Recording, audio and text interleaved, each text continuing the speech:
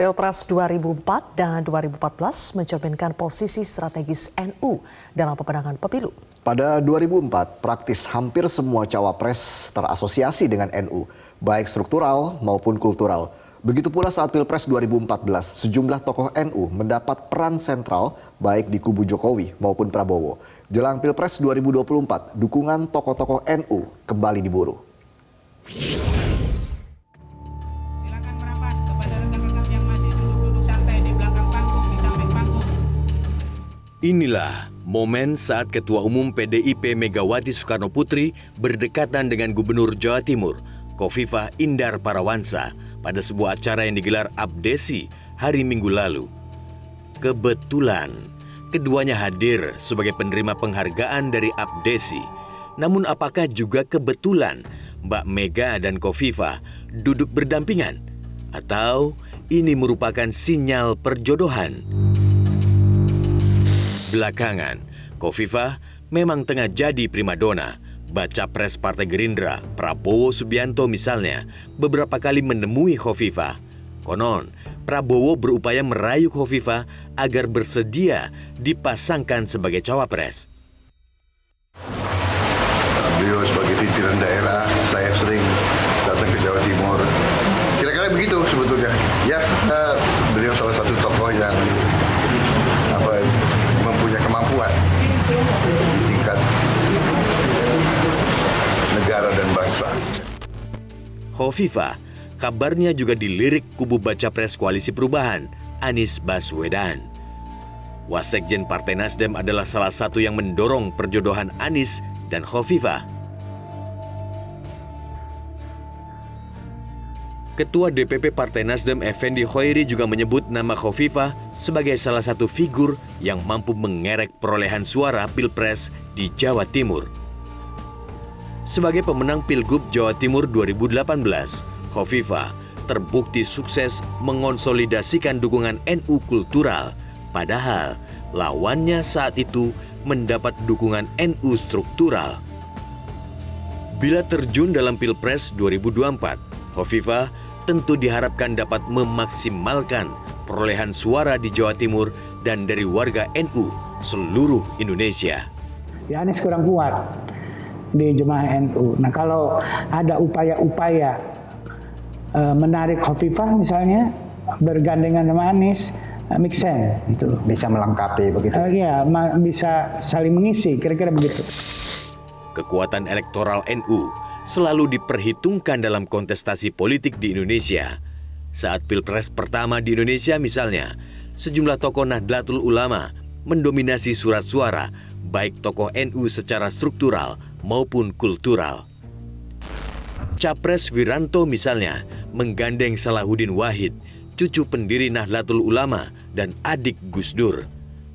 Capres petahana Megawati Soekarnoputri saat itu menggandeng Hashim Muzadi, Ketua Umum Tanfidziyah PBNU.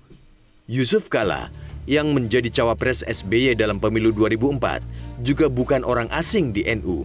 Orang tua JK merupakan pendiri NU di Sulawesi Selatan. JK pun pernah menjabat Ketua Dewan Mustasyar PWNU Sulawesi Selatan. Jangan dilupakan Ketua Umum P3, Hamzah Has, yang maju sebagai capres.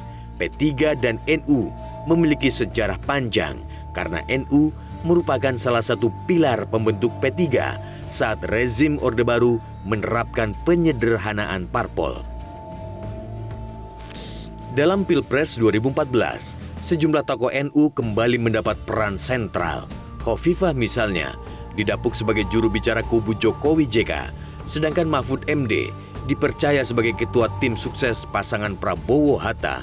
Saat itu, dukungan NU disebut terbelah. Dua parpol yang terafiliasi dengan NU, PKB dan P3, berbeda pilihan. PKB memilih mendukung Jokowi JK, sedangkan P3 memilih di kubu Prabowo-Hatta.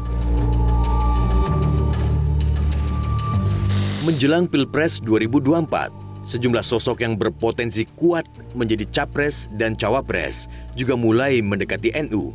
Baca pres Koalisi Perubahan Anies Baswedan misalnya, akhir pekan lalu menggelar silaturahmi kebangsaan di Jawa Timur.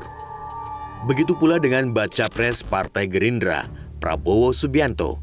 Akhir tahun lalu, Prabowo menggelar pertemuan dengan sejumlah kiai Jawa Timur. Prabowo juga beberapa kali menemui Gubernur Jawa Timur, Khofifah Indar Parawansa, yang juga menjabat Ketua Umum PP Muslimat NU. Belakangan, Menteri BUMN Erick Thohir juga mendekatkan diri dengan NU.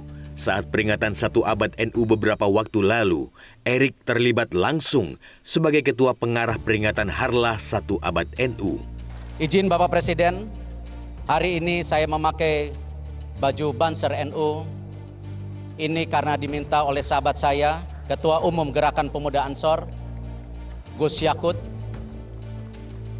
Tentu ini adalah sebuah titipan, tetapi ini adalah simbol bagaimana Nahdien bila diberi kesempatan, insya Allah Nahdien siap berkarya untuk nusa dan bangsa. Dengan jaringan tersebar di berbagai penjuru Nusantara dan menembus dunia, jangkauan pengaruh NU berpotensi mendongkrak suara. Hingga 2021, pengikut Nahdlatul Ulama mencapai 95 juta orang, membuat NU ormas Islam terbesar di dunia. Sebuah survei pada 2021 menyebut 42% pemilih merasa terafiliasi dengan NU atau merasa sebagai Nahdliyin secara kultural. Walau berpotensi menjadi lumbung suara, dukungan elektoral NU harus dikonsolidasikan. Apalagi PBNU masih memegang teguh hasil Muktamar ke-27 tahun 1984, yaitu menjauhi politik praktis.